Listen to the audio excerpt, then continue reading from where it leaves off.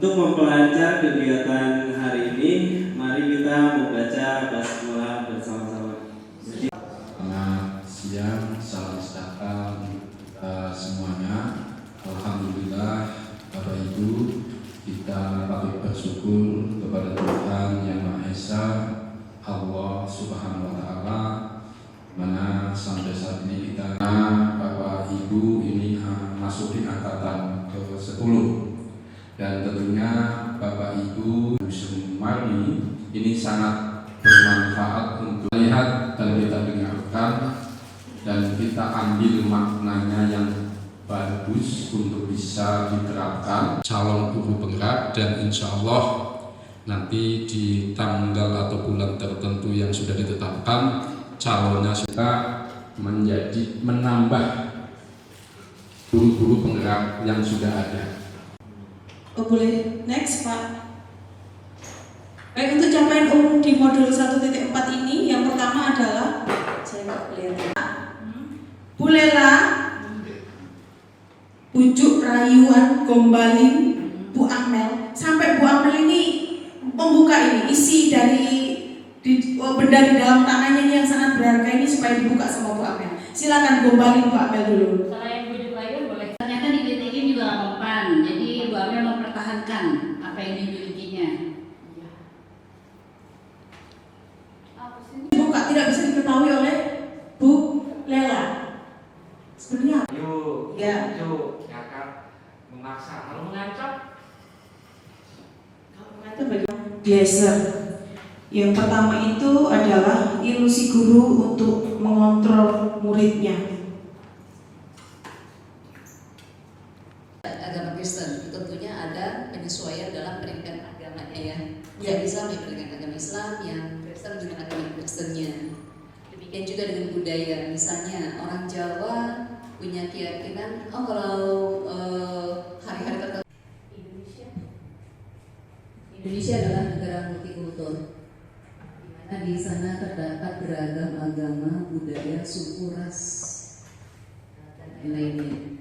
Semuanya itu juga berpulang dari keluarga, dan kita sebagai guru tidak bisa memaksakan keyakinan kita, pemahaman kita, kehendak kita agar anak itu mau melakukan apa yang kita inginkan di luar dari pendidikan yang sesuai yang ada di sekolah ya. Maksudnya misalnya si anak ini punya keyakinan bahwa agamanya itu adalah yang paling benar, dan kita berbeda, dan kita tidak bisa memaksakan supaya anak itu seagama dengan kita atau satu keyakinan dengan kita.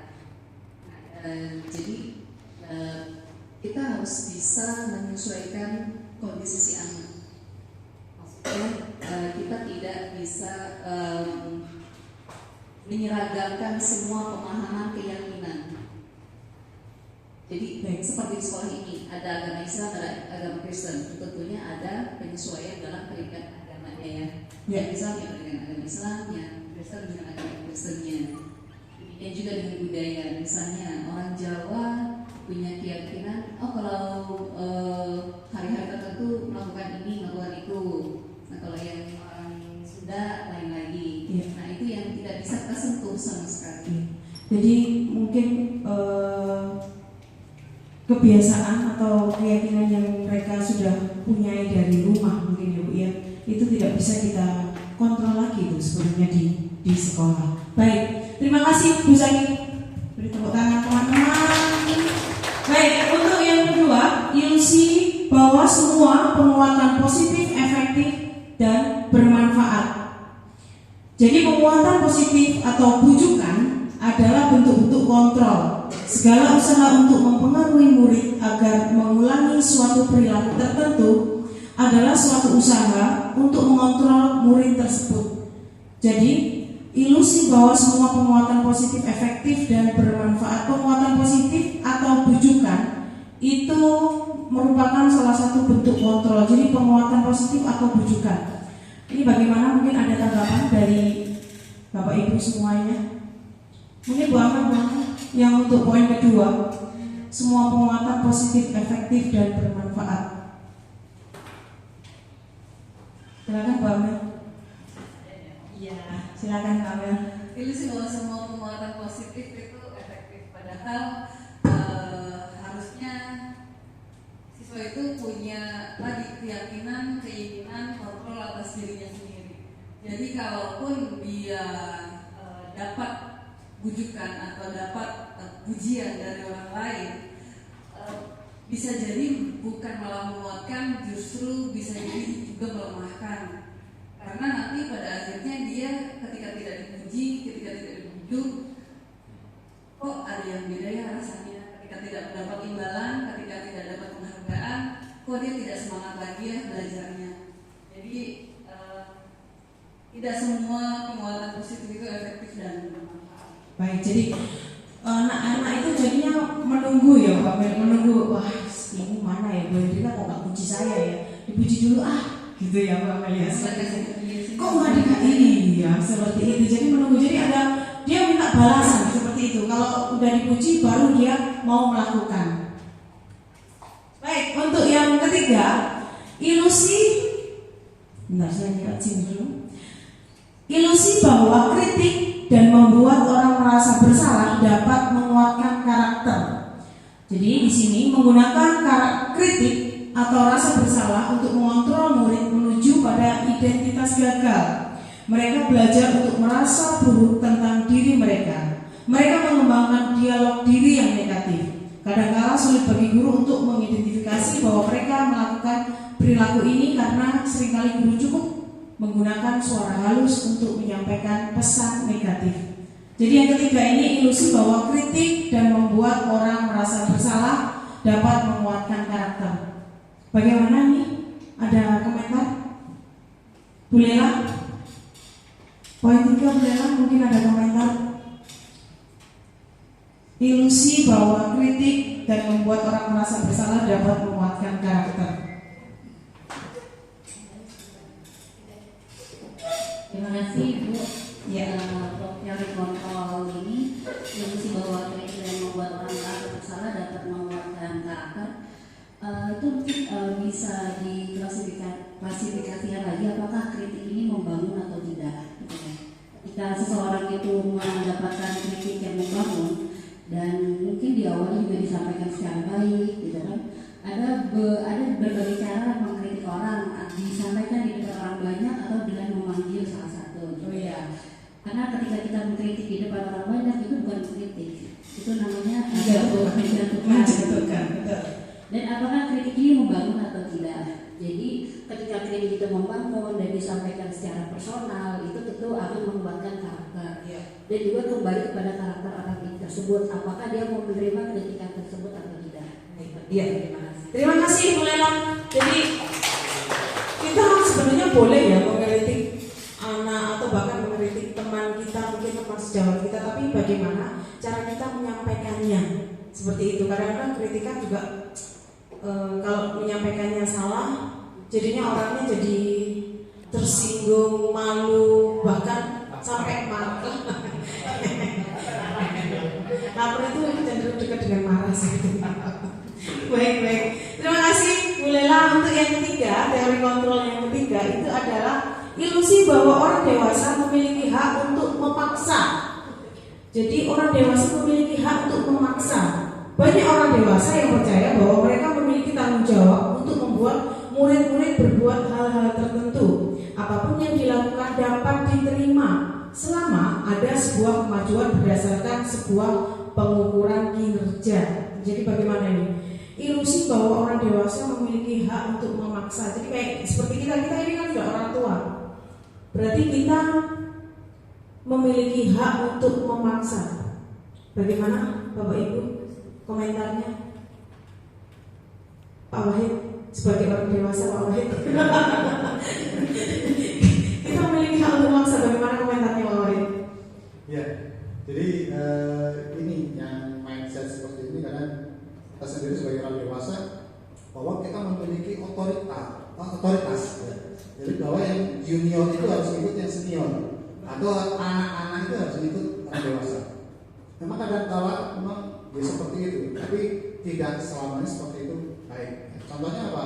Contohnya kaitannya kita sebagai guru kadang kita memaksakan kehendak tidak memahami apa yang menjadi kehendak dari murid. Atau kebutuhan Dan sehingga apa yang kita lakukan itu ya sebuah istilahnya perintah, tapi sifatnya kalau orang tidak kerjakan ya sudah kamu akan dapat hukuman, tetapi tidak mencari bagaimana karakter siswa itu yang mereka hendaki.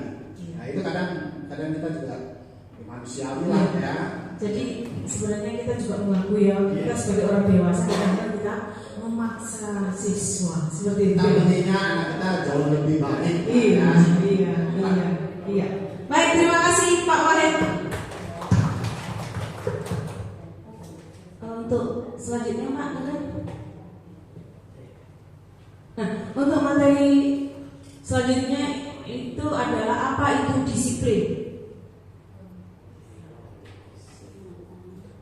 Silakan.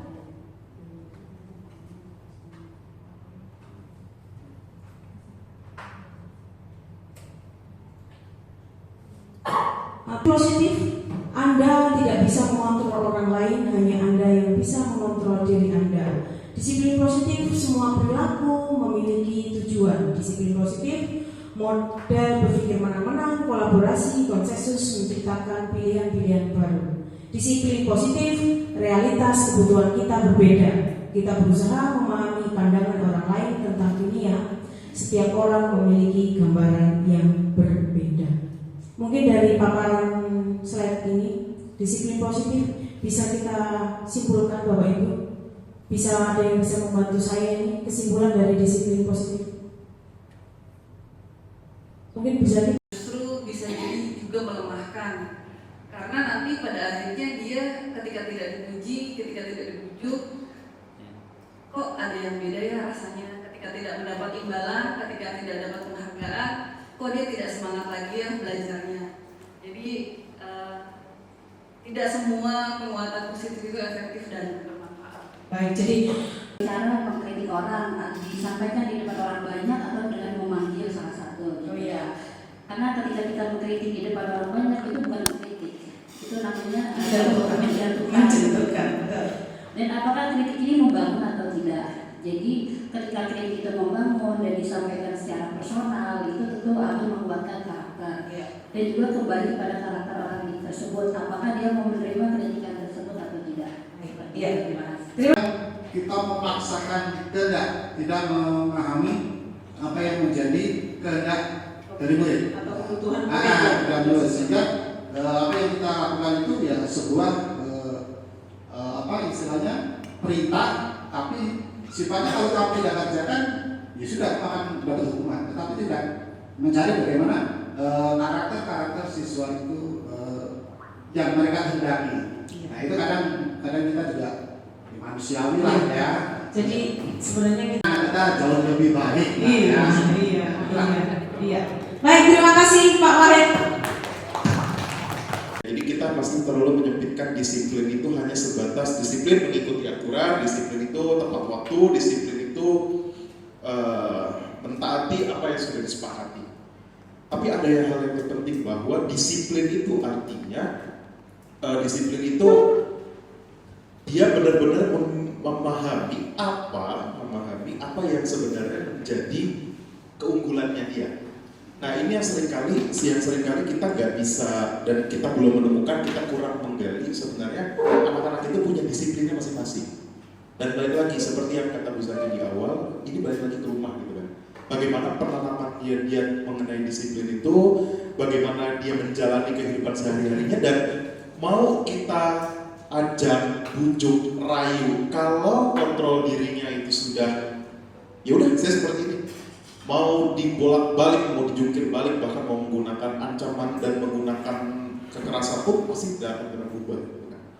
Dan ini perlu balik lagi, yang perlu adalah dibuka pemahamannya, gitu kan? Dibuka pemahamannya sebenarnya ada kira-kira apa sih kalau kita memberikan ada konsekuensi, kemudian ada benefit, gitu kan? Benefit and consequences, apa yang bisa dia dapatkan, apa keuntungan yang bisa didapatkan jikalau dia melakukan disiplin positifnya, dan apa yang dia mendapatkan konsekuensinya kalau dia tidak melakukan disiplin positifnya yang ada dalam diri kita. kita menghargai karakter diri kita, dan kita selalu ingin berubah menjadi lebih baik, lebih baik, lebih baik.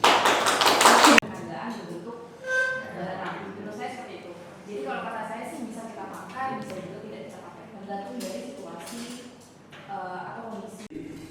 Nah, restitusi adalah proses penciptaan kondisi bagi murid untuk memperbaiki kesalahan mereka sehingga mereka bisa kembali pada kelompok mereka dengan karakter yang lebih kuat. Nah, seperti itu Bapak Ibu untuk yang restitusi. Kemudian restitusi membantu murid menjadi lebih memiliki tujuan, disiplin positif, dan memulihkan dirinya setelah berbuat salah. Nah, segitiga restitusi ini sangat baik dan sangat bermanfaat untuk kita semua dalam menghadapi masalah pada siswa, gitu ya Bapak Ibu. Nah, lanjut Bu. Oke, baik Bapak Ibu, segitiga restitusi itu ada 3 tahapan. Yang pertama tahapannya itu menstabilkan identitas. Nah, gimana menstabilkan identitas ini Bapak Ibu? Nah, setiap orang pasti pernah melakukan kesalahan. Betul ya Bapak Ibu, termasuk kita kadang suka berbuat kesalahan yang disengaja ataupun yang tidak disengaja. Nah, kemudian ini untuk menstabilkan identitasnya, kamu bukan satu-satunya yang pernah melakukan ini. Nah, jadi kita saling berkomunikasi dengan siswa. Nah, menstabilkan identitas pada dirinya, ya. Jadi apa yang diperbuat, kemudian ya apa yang diperbuat oleh siswanya atau kesalahannya. Dan yang kedua yaitu validasi tindakan yang salah. Nah, pada tahapan ini cara yang lebih efektif untuk mendapatkan apa yang dibutuhkan oleh siswanya. Jadi memvalidasi tindakan yang salah ini kita akan menanyakan kesalahan-kesalahan yang sudah diperbuat oleh peserta didik kita atau siswa. Nah, kemudian yang terakhir menanyakan keyakinan. Nah, pada tahapan ini kita akan melakukan atau menanyakan keyakinan. Kalau misalkan di kelas, itu keyakinan kelas yang sudah diperbuat, yang sudah diyakini di kelas itu. Gitu. Nah, jadi kita akan menanyakan keyakinan apa yang sudah diperbuat dan bagaimana yang akan dilakukan untuk selanjutnya. Gitu. Nah, ini menanyakan keyakinan. Oke, baik Bapak Ibu. Ini untuk segitiga restitusinya. Oke, baik Bapak Ibu.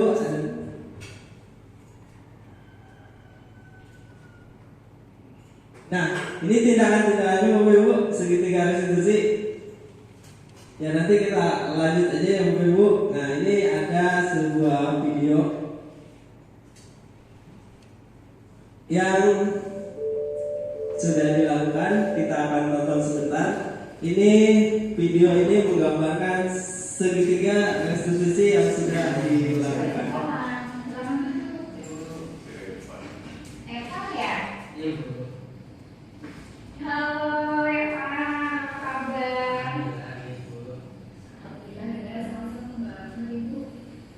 Baik-baik saja ya?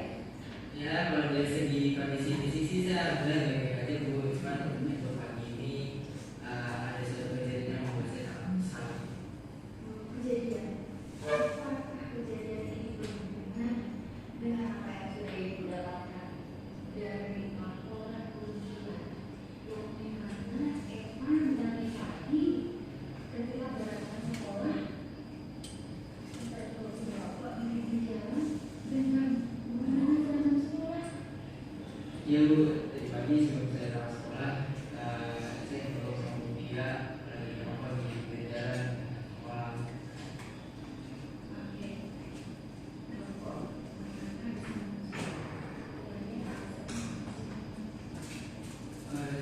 Mungkin saya lagi trigger sama isi pikiran saya di sini. Dapat berubah menjadi lebih baik lagi gitu Bapak Ibu ya. Oke, dengan berakhirnya video tersebut saya akhiri juga untuk materi di pertemuan hari ini. Ibu Jaki. Boleh bertanya. boleh bertanya, silakan. Drama sedikit. Nah, nanti Bapak Ibu akan melihat apa yang dilakukan. Nah, yang dilakukannya itu nanti Bapak Ibu harus bisa menentukan apakah itu pemupuk, pembuat merasa bersalah, kemudian teman, pemantau, atau manajer. Nah, ada yang bersedia jadi siswa? Yang paling muda? Oh iya, siap. Pak Irfan sebagai siswa. Nah, sekarang kita akan mencoba. Yang sebagai gurunya saya dulu. Karena saya senang melakukan hal ini. Ya, silakan Pak Irfan dari depan. Anggap aja telah. Nanti saya akan membuat kronologinya. Dari gerbang Pak.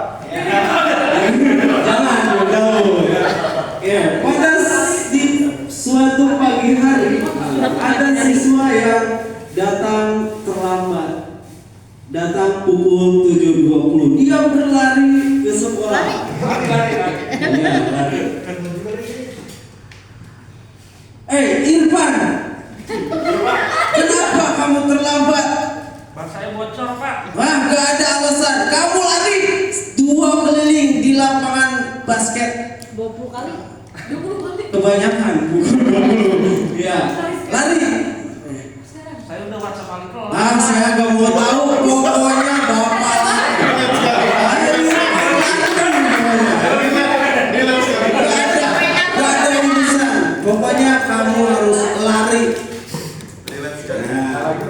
Nah, mungkin seperti itu Bapak Ibu. Nego dong.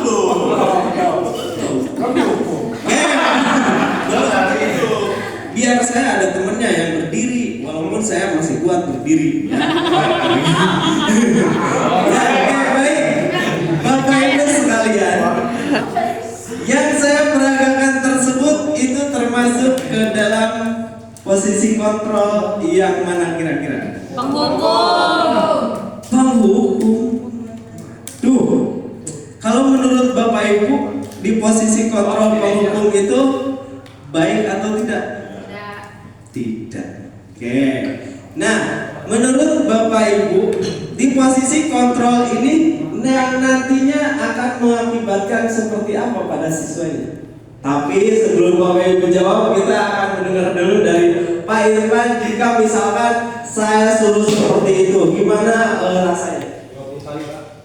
Saya bakal dendam sama Bapak. Ntar pelanggaran mana? Iya. Iya, yang intinya mungkin nanti itu ya kan saya itu pasti kena mental ya, wah kadang pikir gitu ya kan. Itu hal positifnya satu ya. Mungkin untuk hal negatifnya itu ya apa? Ya mungkin kayak saya pribadi sebagai siswa ngeliatnya wah parah banget nih guru nih. Gak ada toleransinya banget gitu. Padahal udah masuk balik kelas gitu. Kemudian kan karena kan kayak ban bocor itu kan emang suatu hal yang emang di luar sih ya, beda sama macet gitu. Iya, seperti itu sih.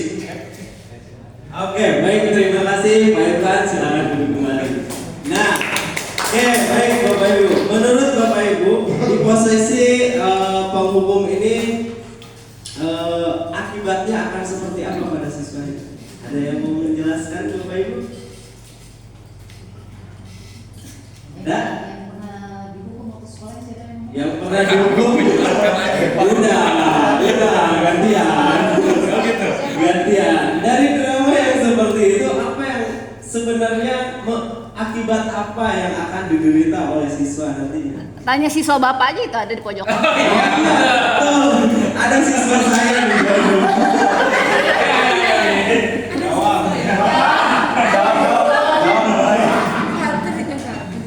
Ya mungkin akibat jeleknya itu akan merasa pendendam ke gurunya, karena gurunya juga tidak mau mendengarkan seperti apa gitu ya, masalahnya, alasannya gitu, langsung dihajar aja kan.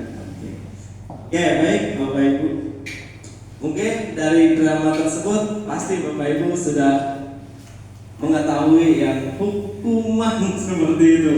Nah ya, kalau ada anak juga yang nggak mau rapi-rapi, barisnya terus diomel-omelin ya. Coba. Oke, kita lanjutkan. Kita lanjutkan. Ada siswa lagi nggak? Yang mau ada siswa lagi? Masih terlambat. Nah, masih kondisinya terlambat. Yang jadi gurunya kayaknya kalau ini cocok sama Bu Lela. Jadi Bu Lela nanti akan memperagakan sebagai guru. Guru yang karakternya apa? membuat merasa bersalah. Ini cocok sekali. Saya lah sebagai muridnya saya sebagai siswanya, ibu sebagai gurunya. Ini lagi terlambat, masih terlambat. Nanti dulu. Langsung aja. Tugas. Yang ngerjain tugas. Oke. Siapa yang jadi siswanya sebagai guru? Saya siswanya, ibu gurunya. Oke. Ibu mau nyamperin saya dulu apa saya nyamperin ibu? Saya dulu, saya yang saya di meja. Misalkan ini meja. Nah, kita buat meja. Ini jago berakting. Nah, nih. Pada suatu ketika di suatu kelas pagi-pagi biasanya banyak PR gitu. Nah, jadi saya burung. Tiba-tiba ada Bu Lela sebagai guru datang. Yang menghampiri saya. Guru datang. Yang menghampiri saya.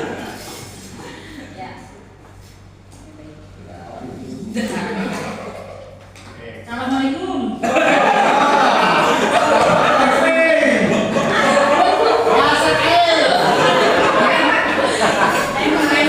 Biasa panggil Pak Dadang ya.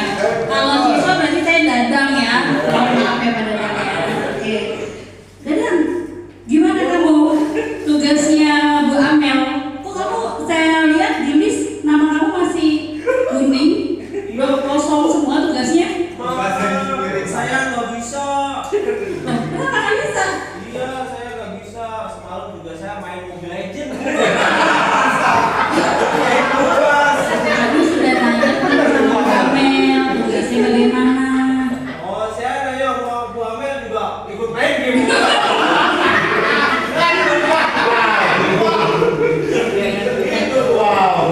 Ini ya, Dadang. Ini kan tugas Bu Amel banyak banget. Saya lihat nih kamu ada 10 di tugasnya yang kosong. Kerjainlah. Kalau kayak gini kan saya jadi gak enak sama Bu Amel. Bu Amel dikit-dikit WA saya, dikit-dikit WA saya. Nih tugasnya Dadang belum dikerjain. Saya merasa gak enak sama Bu Amel. Saya ditegur sama Bu Amel. Tolong ya kamu kerjain ya. Iya Bu, saya kerjain. Tapi Ibu jangan marah-marah. Udah ya? Ya. Ya. Oke, baik, terima kasih. Mungkin seperti itu yang dilakukan oleh seorang guru yang pembuat merasa bersalah. Jadi intinya si siswa itu akan merasa bersalah dan merasa gagal untuk dirinya, ya. Jadi dia gagal atas dirinya, tidak dapat mengerjakan tugasnya, ya. Nah, oke, itu untuk membuat merasa bersalah. Oke, nah, sekarang kita akan mempraktekkan sebagai teman. Bapak Ibu, pasti Bapak Ibu ada yang di posisi ini. Pasti. Misalkan. Nah, jangan kaget. Kita sebagai teman. Nah, ini di posisi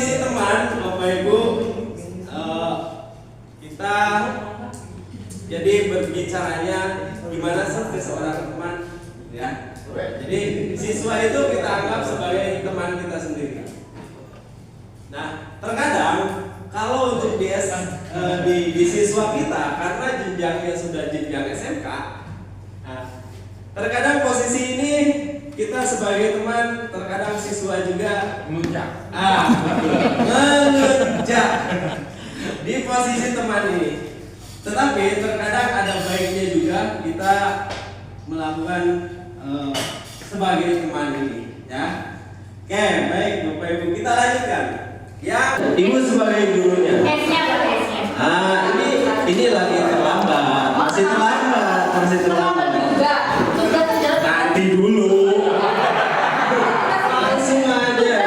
Tugas. Hah? Tugas. Tugas. Ya, ngerjain tugas ya. Jangan ngerjain tugas. Oke, dia terserah ada juga. Oke. Siapa yang jadi siswanya sebagai guru? Saya siswanya, Ibu gurunya. Ya, baik, siap. Oke.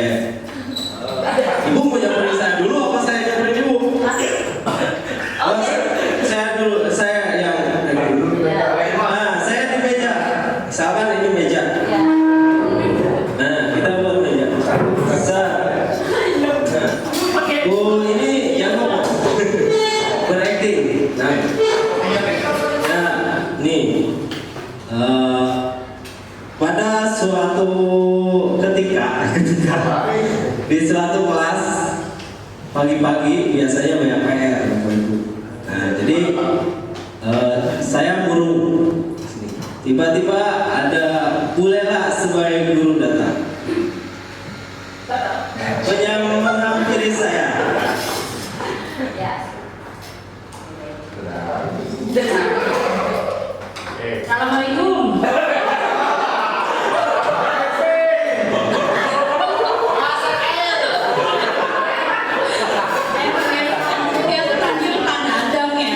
Kalau siswa berarti saya dadang ya. Maaf ya Pak Dadang ya. Oke. Dadang, gimana kamu? Tugasnya Bu Amel. Kok kamu saya lihat di list nama kamu masih kuning, belum kosong semua tugasnya. Saya nggak bisa. Kenapa nggak bisa? Iya, saya nggak bisa. Semalam juga saya main Mobile Legends. Aku sudah nanya kan sama Bu Amel, tugasnya bagaimana? Oh, saya yang mau Bu Amel juga ikut main game.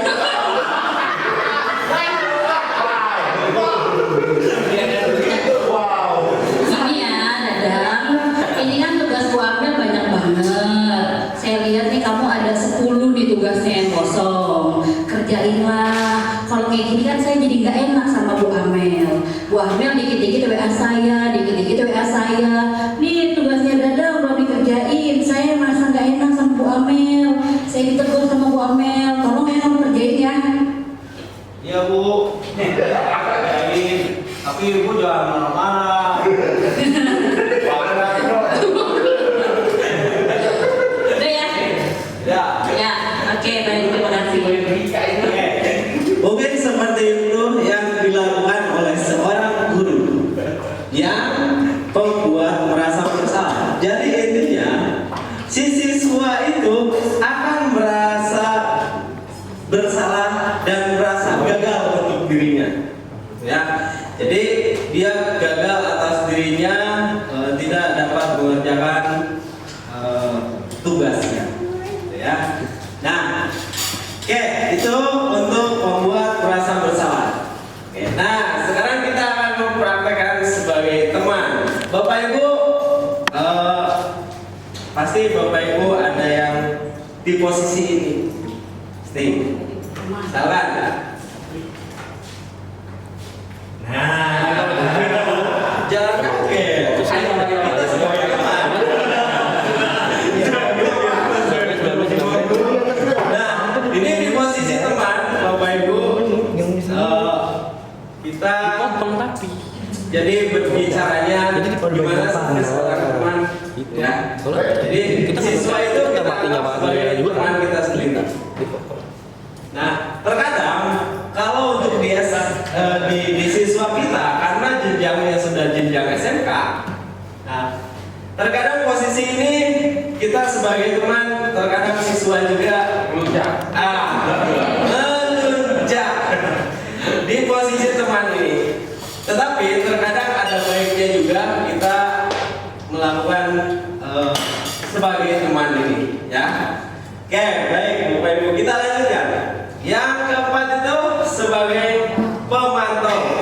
Nah, kira-kira menurut Bu Amel, yang pemantau ini yang seperti apa? Gurunya yang seperti apa yang menjadi pemantau ini? Seperti Pak Akmal.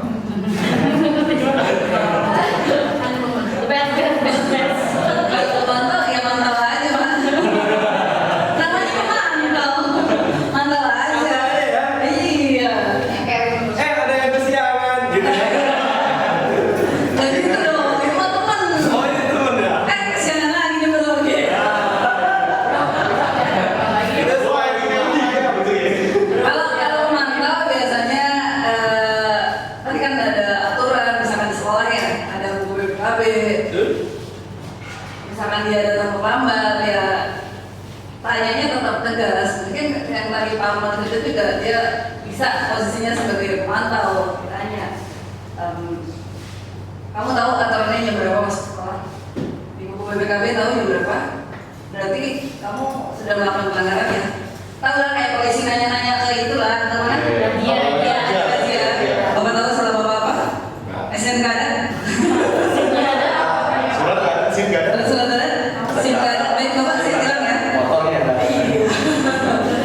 Itu Pak kayaknya Pak kurang lebih dia pokoknya aturannya ada, tindakannya apa, sanksinya apa sesuai dengan aturan yang berlaku. Ya, baik, terima kasih Bu Amel. Ya, seperti itu Bapak Ibu, untuk guru menjadi sebagai pemantau. Jadi dipantau, ditanyakan, terus dieksekusi. Oke, baik Bapak Ibu, ini yang terakhir. Ini posisi yang pertama harus kita miliki. Jadi kita harus menjadi seorang manajer, Bapak Ibu. Kenapa? Karena menjadi seorang manajer ini nanti akan menimbulkan nilai-nilai kebajikan. Nah, yang tadi sudah dijelaskan terlebih dahulu, tumbuhnya atau timbulnya nilai-nilai kebajikan dari diri sendiri atau adanya motivasi intrinsik gitu dari siswanya. Nah, namun yang seperti apa sih manajer ini? Nah, itu ya Bapak Ibu. Nah, yang seperti apa kira-kira? Nah, ini Bu Lela nih jagonya, karena Bu Lela ini merupakan sebagai direktur P5. Nah, ini seperti apa nih kira-kira Bu Lela yang menjadi guru manajer? Silakan dijelaskan.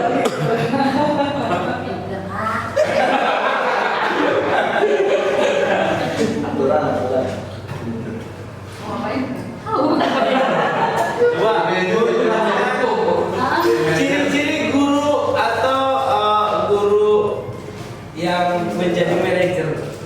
Guru yang menjadi manajer kepada siswa atau kepada rekan sejawat? Kepada siswa yang terlambat. Kepada siswa yang terlambat? Iya. Terlambat semua kasusnya ya Pak? Yang terlambat aja dulu. Terlambat. Jadi apa yang harus ibu lakukan Pak? Oh iya. Ambil HP saudara. Ya baik. Terima kasih Pak Dadang untuk posisi kontrol sebagai manajer dalam kasus guru terhadap siswa yang siswanya terlambat. Ya. Dalam hal ini sebagai manajer ini ketika ada siswa terlambat kita kita komunikasi dulu sama siswa tersebut terkait apa alasan keterlambatannya. Terus bagaimana yang kalau dalam istilah pembelajaran itu yang sudah kita pelajari ya, itu ada namanya segitiga restitusi. Nah, segitiga restitusi ini dia ada tahapan-tahapannya dalam komunikasi itu. Menanyakan alasan keterlambatan, terus bagaimana harapan ke depannya, bagaimana konsekuensi yang dia ingin terima dari alasan keterlambatan itu. Jadi itu salah satu contoh yang bisa diterapkan dalam posisi kontrol manajer seorang guru terhadap siswa dalam kasus ini telat. Seperti itu Pak. Ya, terima kasih. Ya, terima kasih Bu Lela. Nah, Bu Lela ini menjadi guru yang menjadi teladan untuk siswa-siswanya, guys. Oke, baik Bapak Ibu, kita lanjutkan. Itulah 5 posisi kontrol. Kita lanjutkan. Mungkin ini materi yang terakhir, yaitu segitiga restitusi. Tadi yang sudah disampaikan oleh Bu Lela, tadi sudah disinggung.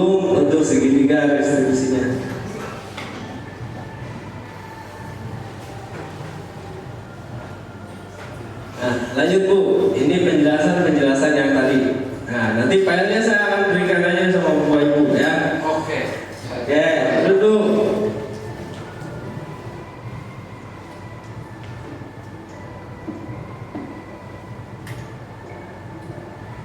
Nah, ini kita lanjutkan dengan segitiga restitusi.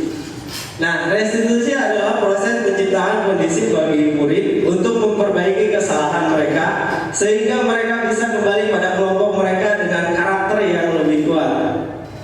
Nah, seperti itu Bapak Ibu untuk yang restitusi.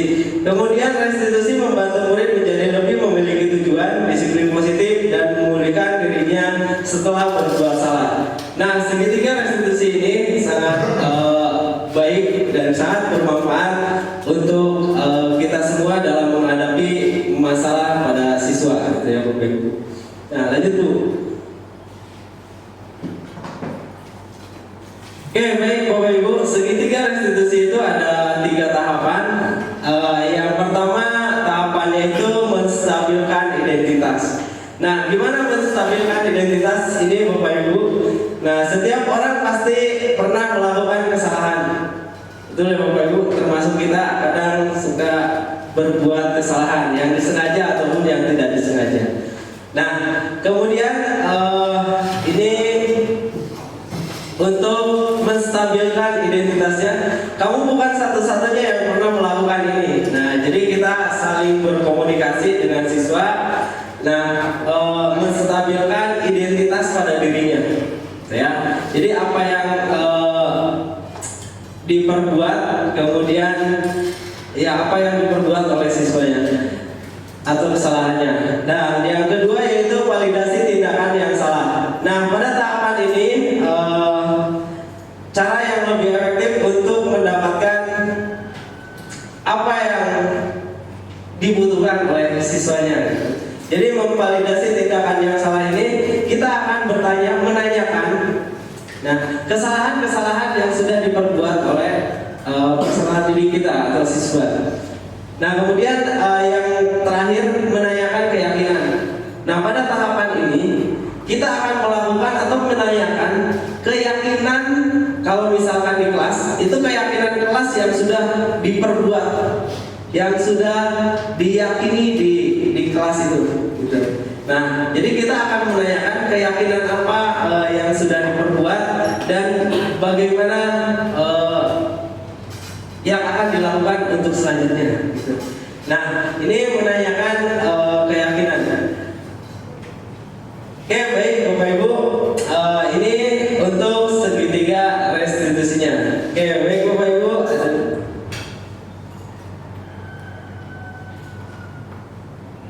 Nah, ini tindakan-tindakannya Bapak Ibu segitiga restitusi. Ya nanti kita lanjut aja ya Bapak Ibu. Nah, ini ada sebuah video yang sudah dilakukan. Kita akan tonton sebentar. Ini video ini menggambarkan segitiga restitusi yang sudah dilakukan. Evan ya? Iya Bu. Halo Eva, apa kabar? Ibu. Alhamdulillah sama-sama Ibu. Baik-baik saja ya? Ya kalau dari segi kondisi sih saya baik-baik aja Bu. Cuman untuk pagi ini ada satu kejadian yang membuat saya sangat besar. Kejadian? Apakah kejadian ini berhubungan dengan apa yang sudah Ibu dapatkan dari laporan ujian yang dimana Evan tadi pagi ketika berangkat ke sekolah sempat merokok di jalan dengan menggunakan jalan sekolah? Iya Bu, tadi pagi sebelum saya berangkat sekolah, saya ngobrol sama Bu Kia lagi merokok di pinggir jalan sekolah. Oke, merokok menggunakan jalan sekolah. Kira-kira alasannya? Mungkin saya lagi trigger sama isi pikiran saya di sini karena memang juga bisa banyak masalah di keluarga saya juga tugas yang saya mengakibatkan kalau saya masih stres. Saya mikir kayak kalau misalnya teman saya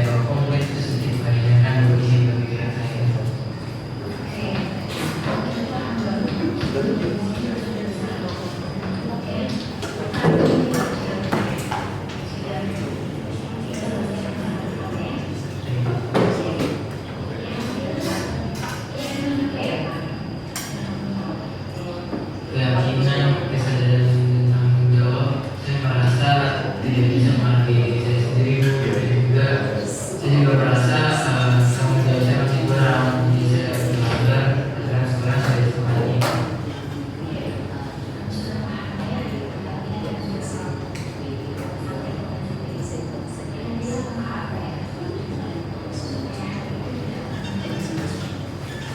Mungkin saya akan coba menyelesaikan masalah saya dengan baik Bu. Kalau misalnya saya masih kesulitan dalam menyelesaikan masalah saya, mungkin saya akan coba untuk cerita ke Ibu atau Bu.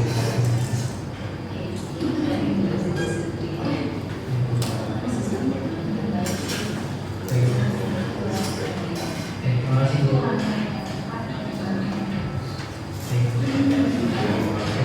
kasih Bu.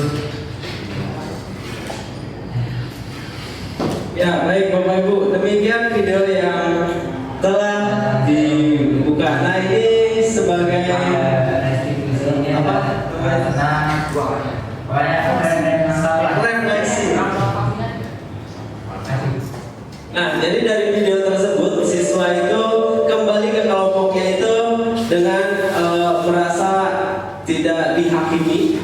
Nah, kemudian dia kembali lagi dapat berubah menjadi lebih baik lagi, gitu Bapak Ibu ya. Oke, dengan berakhirnya video tersebut, saya akhiri juga untuk materi di pertemuan hari ini. Ya Bu Jaki? Boleh bertanya. Oh, boleh bertanya, silakan. Terima kasih. Sedikit aja. Bagi saya segitiga restitusi adalah istilah baru. Ya. Tapi kalau saya pelajari, saya amati, itu sama persis dengan teori behavioral dengan model ABC. A-nya antecedent, B behavioral, C-nya consequence. Itu digunakan oleh Meyer namanya, Salz, Meyer gitu ya. Itu 1977. Nah, terus sekitar 1990-an ada ide. Ya, jadi ABCD. Nah, kenapa apa namanya kok diganti nama jadi mungkin tanpa dana masih waktu itu. Kenapa di segitiga restitusi gitu ya? Ini mungkin jadi diskusi kita bersama. Padahal dasar ilmunya sudah ada di behavioral gitu. Mungkin pada kan dengan teman-teman yang lain bisa melanjutkan pertanyaan saya ini ke kayaknya kenapa menjadi segitiga restitusi gitu. Karena pada dasarnya itu sama persis dengan Ya, baik Bu. Itu pertanyaan dari Bu Yaki, mungkin bisa dijawab sama-sama dengan guru BK dengan Bu Ami. Sama-sama guru BK, jadi Bu Ami bisa menjawab dengan pertanyaannya. Oke, baik. Saya pikir kenapa kok sekarang ini CGPI dinamakan segitiga restitusi ya Bu ya? Ya sebenarnya sih sebenarnya hampir sama Bu ya. Hanya saja yang membedakan adalah kalau di konseling itu kan menggunakan teknik ya Bu ya. Kalau yang segitiga restitusi itu yang saya pahami secara umum. secara umum aja ya. Iya, secara umum. Karena kalau misalnya nanti dikenakan teknik segala macam ya kita jadinya guru BK gitu. Itu mungkin Bu dari saya. Jadi tidak murni secara keseluruhan diambil ya, dia hanya bagian kulit-kulitnya aja. Ya. Baik Bapak Ibu, terima kasih.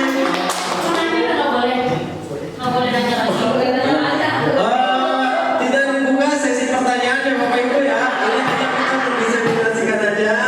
Nah, apa yang kita ketahui ya Bapak Ibu ya. Karena waktunya juga terlalu panjang. Oke, baik Bapak Ibu, kita tutup untuk acara hari ini. Terima kasih Bapak Ibu sudah datang. Kemudian mohon dimaafkan juga atas kekurangan dari kelompok kami. Ya. Oke, baik Bapak Ibu, terima kasih semuanya. Saya